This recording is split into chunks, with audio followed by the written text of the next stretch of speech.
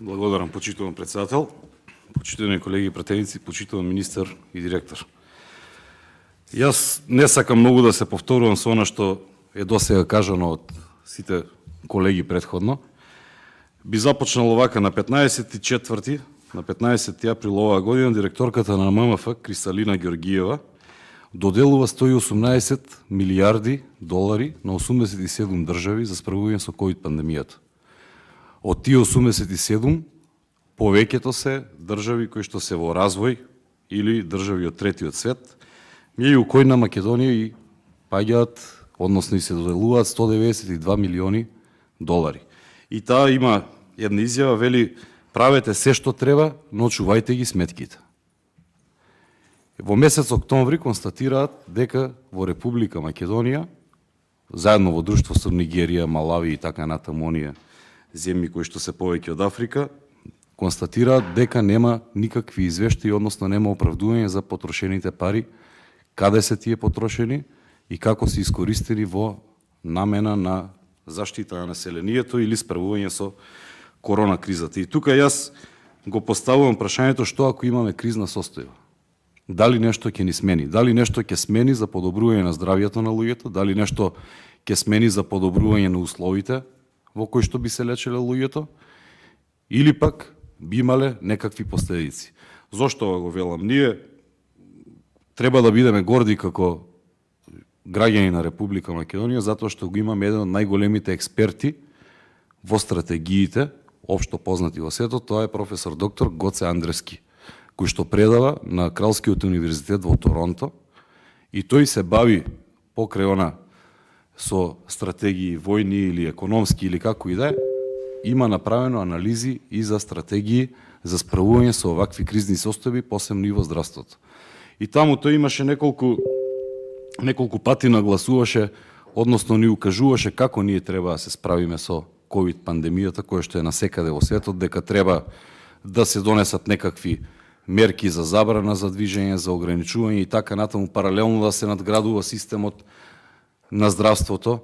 Меѓутоа, додека беа мерките, јас не видов дека се направија некои нови болници, дека се направи нов капацитет, дека се направи клинички центар. Не видов дека се донесоа, иако по барање на нашите пратеници, еве и јас лично имам поднесено амандман за инсталирање на централен довод на кислород во Велешката болница, не видов дека се надгради тоа. Значи, ние практично ништо не направивме во делот на подобрување на инфраструктурата, додека ги имавме овие мерки за забрана за движење или рестриктивни мерки во било кој поглед и да беа.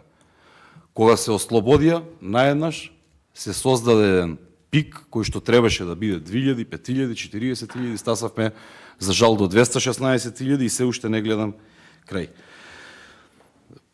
Основно ми е прашањето, пак ќе се вратам на истото. Што ќе ни е нас кризна состојба? Во кризната состојба од една страна не го подобривме здравствениот систем, од друга страна ќе ви кажам што направивме. Во кризна состојба донесовме данок, нов данок, односно зголемување на акцизата за горивото. А денес пак видовме од министерот Фатмир Бесими дека тоа што беше планирано парите од тие акцизи да се пренасочат за зелената агенда, дека воопшто не се ни потрошени, немало ни каде да бидат. Ние во кризна состојба ги зголемивме договорните услуги, каде што имаме индикатор за криминал. Не знаеме како се договарани, гледаме дека има огромни цени во разликите, огромни разлики во цените по кои што се набавувани едни исти производи. Ние во кризна состојба, еве, дополнително гледаме дека земаме кредити за справување со кризата, иако ММФ ни дале 192 милиони евра. Значи, практично ние ништо немаме одговор, ниту па отчетност за парите како сме ги трошеле, ниту пак има надеж дека нешто ќе се подобри во блиска иднина. Направивме модуларни болници, направивте модуларни болници, кои што, за жал, не се со тој квалитет кој што треба да бидат.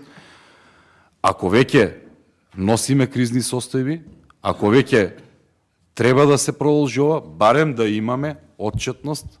Тоа е нешто што најмалку го заслужува секој граѓанин на Република Македонија, да знаеме каде се трошат парите и да видиме некаква надеж да видиме дека има некакво придвижување напред.